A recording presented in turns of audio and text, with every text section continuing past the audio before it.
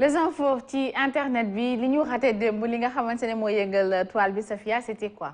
waxtaan bu am solo Aïssata ci toile bi moo am démb te moo yëngal internet. Oui, c'est la discussion de l'après Covid, les conséquences et des témoignages poignants ñi nga xamante ni am nañ Covid bowe lan la ñuy yëg et quelle est la suite après cela. Mactar moo posé question bi, les personnes guéries de Covid, comment s'est passée la reprise de vos activités? Quels symptômes sont restés après la guérison? Comment avez-vous géré psychologiquement?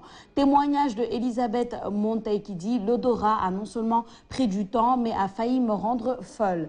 On me l'avait dit, donc cela m'a beaucoup aidé, a beaucoup aidé mon expérience. Le fait d'avoir à l'époque autour de moi, beaucoup de personnes qui ont eu le Covid m'ont permis d'échanger et de comparer. Souleymane Momtominene, courbature pendant les jours, voire des semaines, essoufflement, je l'avais l'année dernière. Je ne pouvais plus courir 1 kilomètre pour quelqu'un qui était endurant et cardiaque. Il m'a fallu quelques semaines de sport pour retrouver la forme, une maladie très sournoise. Abdou Touré Momnen, il est très dangereux de reprendre très vite le sport car les poumons sont encore très fragiles après la Covid. Dior Gaynene, fatigue, maux de tête, manque d'appétit, surtout le manque de goût. Olivia Momnen, psychologiquement, c'était trop dur. Le goût revient quelques semaines après, mais des trous de mémoire ingérables.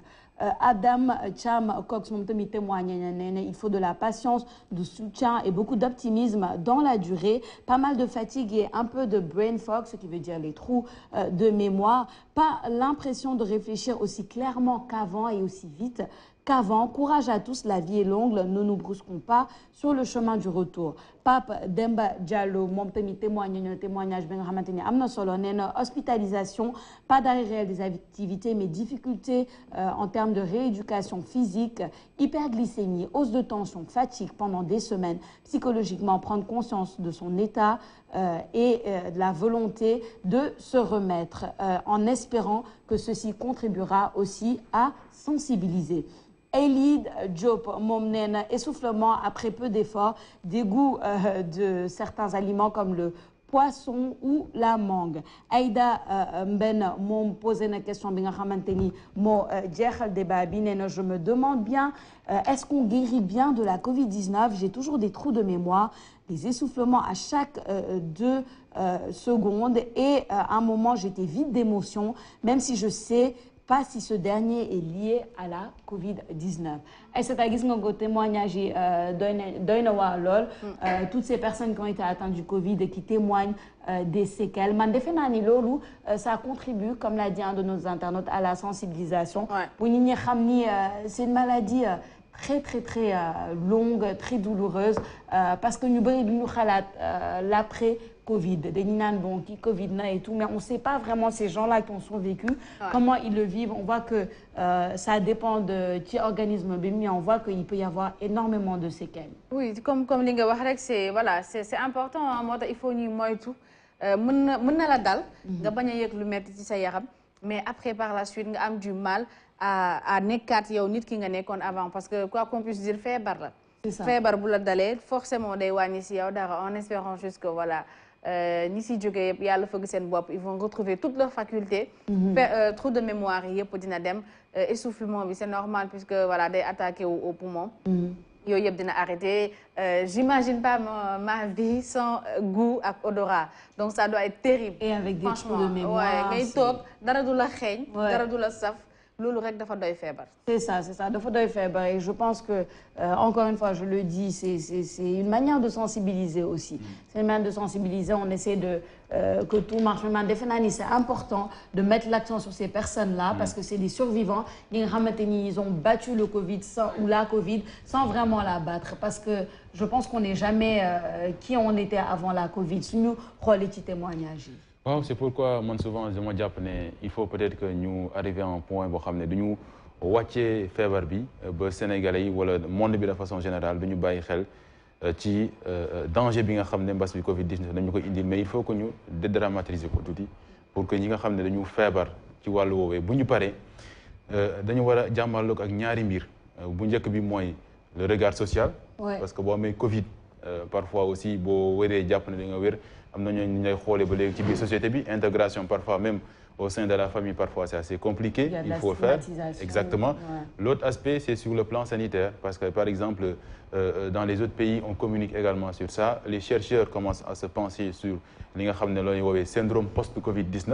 Ouais. Par exemple, en France, il y a l'autorité autorité jëm ci wàllum santé ñoom génne nañ benn bataaxal bu yàggul dara di communiquer ci loolu mais aussi l'INSERM nekk ci benn université Paris muy fësal ne lu ñu mën a jàpp mooy Covid bi mën nga présenter waat au moins benn symptôme wala boog ngay dund ak moom gannaaw ba nga wéree 3 wala 6 mois après 3 wala 6 mois après mën nga ko ne di amaat li nga xam ne mooy benn ci signe ci syndrome donc mu nekk affaire boo xam ne gars yi war nañ ko xam pour mën a dund ak moom et continuer à évoluer quoi. C'est comme l'autre communication pour moi aussi sur je donne juste c'est banal hein, mais sur les effets secondaires du vaccin par exemple. Il y a des gens yoo xam ne ba léegi pour ñoom da ngay dem toog ñu piqûre la ensuite tout est ok dara du la alors que il faut expliquer leen le comportement qu'il faudrait avoir peut-être après. wala pourquoi pas avant et après donc yooyu yëpp.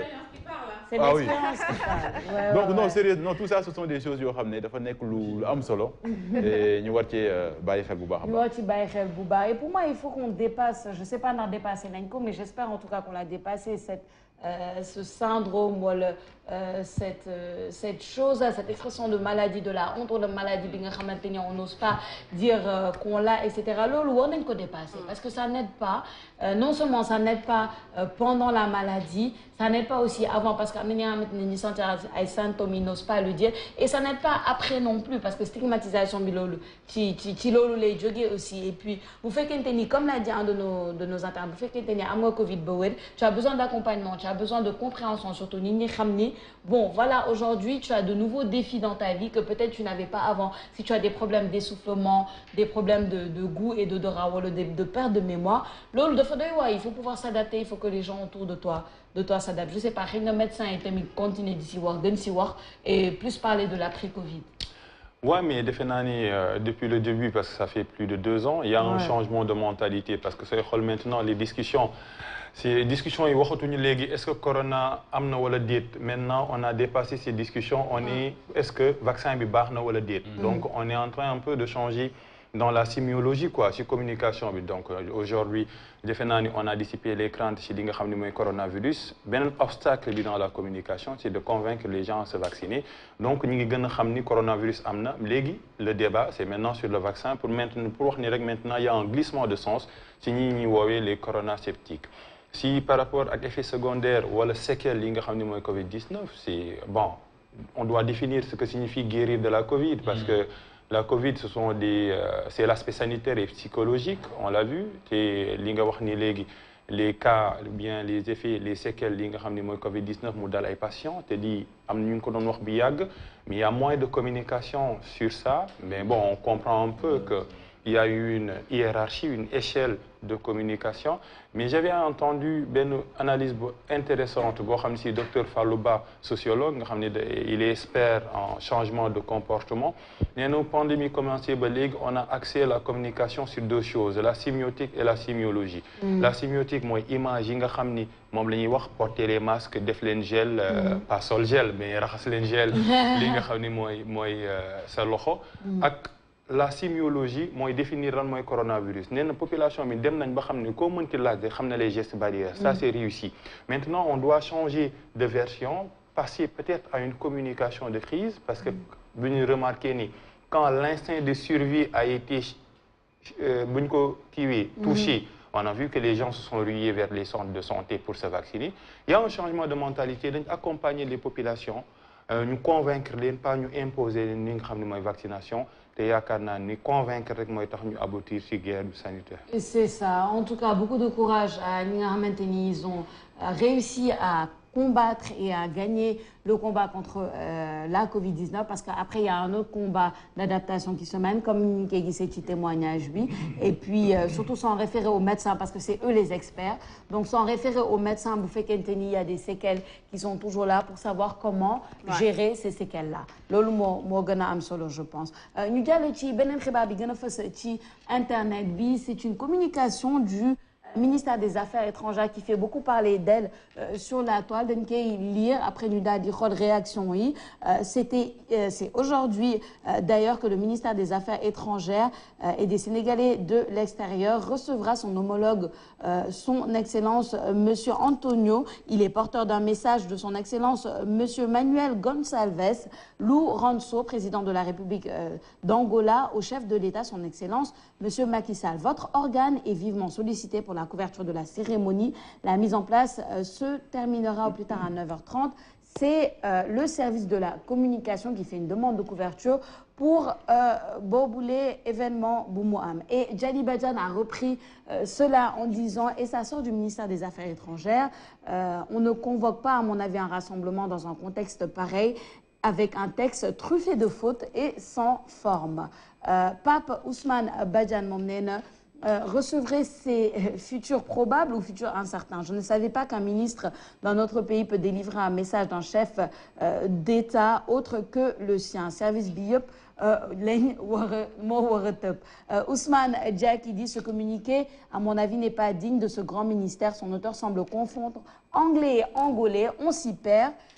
Et pas que. Tidiane Mbaye moom nee na Angola écrit en minuscule, le ministère recevrait anglais au lieu d'angolais. J'ose pas imaginer la peine des vrais diplomates qui sont des gens brillants.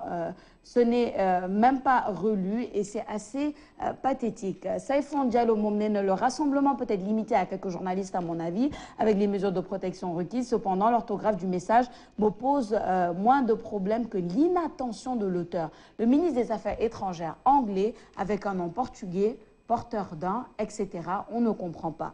Aïssata, mu ngi noonu un communiqué qu'on a du mal à comprendre parce que bon, dafa mel ni relire wuñ ko, on voit angolais, on voit anglais, on voit un peu, il y a beaucoup de problèmes à l'intérieur du communiqué. dafa am lu ma comprendre en fait nit yi. li ñuy kaas mooy ni ñu bindee communiqué bi.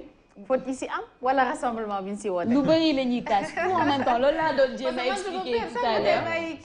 de comprendre moi en fait. Non, c'est exactement ça. En fait, il y a beaucoup de degrés. Je pense que premier degré bi mooy les fautes déjà donc parce qu'on ne comprend pas. Est-ce qu'il s'agit du ministre angolais, anglais, on ne sait pas trop quel est le message, à qui s'adresse le message, etc. Ensuite, am na tamit ñi nga xam ne dañuy kaas le rassemblement, la demande de couverture, etc. Bon, il y en a d'autres qui les défendent, qui disent que loolu mën nañ ko gérer avec quelques journalistes, avec quelques parce que bon, il faut que les gens fassent leur travail aussi avec les mesures barrières, etc. Lu ñuy kaas bëri na. Mais man, je m'attarde un peu sur le communiqué lui-même, parce que vraiment, man personnellement, je ne le comprends pas. Non. En tant que journaliste, je ne le comprends pas parce que je ne sais plus ndax angolais la ñuy wax anglais, je ne sais plus c'est quoi le message. C'est assez compliqué. C'est une erreur, hein. C'est une erreur. C'est une erreur, c'est très léger quand même. C'est léger, c'est vrai qu'on doit être plus rigoureux ci li nga xam ne mooy bind communiqué bi. Je pense que hier passe nous parler de communiqué waa fédération basket nga xam ne je pense c'est truffé de faute également. Donc aussi dañ ci war a bàyyi xel bu baax mais. C'est une erreur hein, mais nag en termes de diplomatie moom je pense que bu fekkee am na ministère boo xam ne dañu war a gën a rigoureux ci wàllum protocole ci wàllum bind li nga xam ne mooy communiqué bi c'est le ministère des Affaires étrangères bu fàtte woo leen xam na image bi nga xam ne en Russie def na ko crise même diplomatique ci Union européenne gannaaw ba Vladimir Poutine dalal li nga xam ne mooy présidente bi ak ki nga xam ne moo jiite aussi wàllum Union européenne mu daal di jël kenn ki tegal ko chaise mu xaw a sori tuuti loolu ça va créer benn crise diplomatique boo xam ne bu doy waar la ci Europe donc fii aussi war nañ def attention ci lépp li nga xam ne moo jëm ci wàllum protocole parce que c'est extrêmement important. C'est important. Moi-même je doute de l'authenticité de ce communiqué parce que en bas il n'y a pas de signature. Il n'y a rien, on parle un peu de service de la communication, ensuite il n'y a pas de signature. Je pense qu'un communiqué qui viendrait du ministère des Affaires étrangères, au moins, il y a une signature pour prouver l'authenticité. Mais quand il s'agit un peu du texte là, moi j'essaie de comprendre, mais bon, ça vient du ministère des Affaires étrangères. Il y a de plus en plus de communiqués sans authenticité. Oui. C'est maintenant la tendance dans les ministères. Mais en tête aussi. Wow. Hein. Bon, il y a l'entête, c'est tout simplement la République du Sénégal. Bon, mais par rapport à la signature, j'en doute fort. Bon, je laisse planer le doute sur ce communiqué, mais il y a un problème de communiqué. Mais bon, il y a une différence entre ni de communiqué, ils font partie du service de la communication. Parfois, il y a un fossé entre le service de la communication et l'autorité elle-même, parce que tout le monde sait que Maître Aïssata Tall Sall, c'est une brillante femme politique, avocate. Bon, quand elle parle, on l'écoute, elle nous happe et tout. Mais hier même, il y avait un communiqué de la Fédération sénégalaise de basketball sur l'annulation de la Coupe du Sénégal Dames entre ISEC, Ville de Dakar et Duc. C'était une catastrophe. Mais bon, il y avait l'authenticité avec la signature, mais un communiqué provenant d'un ministère aussi important, le ministère important, le ministère des Affaires étrangères, économie, ministère de l'Intérieur. Je laisserai planer le doute sur ce communiqué. En tout cas, sur l'authenticité du on laisse planer le doute, mais Nico Pinoret, bon, c'est pas la première fois. Hein, bon, maintenant, ils ont l'habitude d'écrire des communiqués. Exact. C'est vrai que dañuy def logo bi ci kaw nangam, mais signature parfois du ci nekk. Wala duñu jël seen temps def ko. Ça c'est extrêmement important. Même pour nous, parce que quand on commente, on doit commenter sur le xam ne c'est certifié. Mais c'est ça. Mais même au-delà de ça, bon, ça ce n'est qu'un exemple. Comme Nico Waxé, ça c'est déjà arrivé que des communiqués officiels comme Nico pas souligné, par exemple, ce qui s'est passé il n'y a pas longtemps. Mais en tout cas, tout ce que je dis, c'est qu'il faut plus de rigueur. Tout simplement, il faut beaucoup de rigueur parce que bon, l'officiel, vous faites qu'il est officiellement. Et par rapport aux autres communiqués qui sont officiels, aux autres communications, on parle de crise de communication depuis quelques années. Beaucoup de manquements se sont remarqués avec la Covid. Mais communication de femmes solo. Pour nous qui travaillons dans ce domaine de femmes solo, donc il faut faire très attention à ce genre d'erreur. En tout cas, merci beaucoup.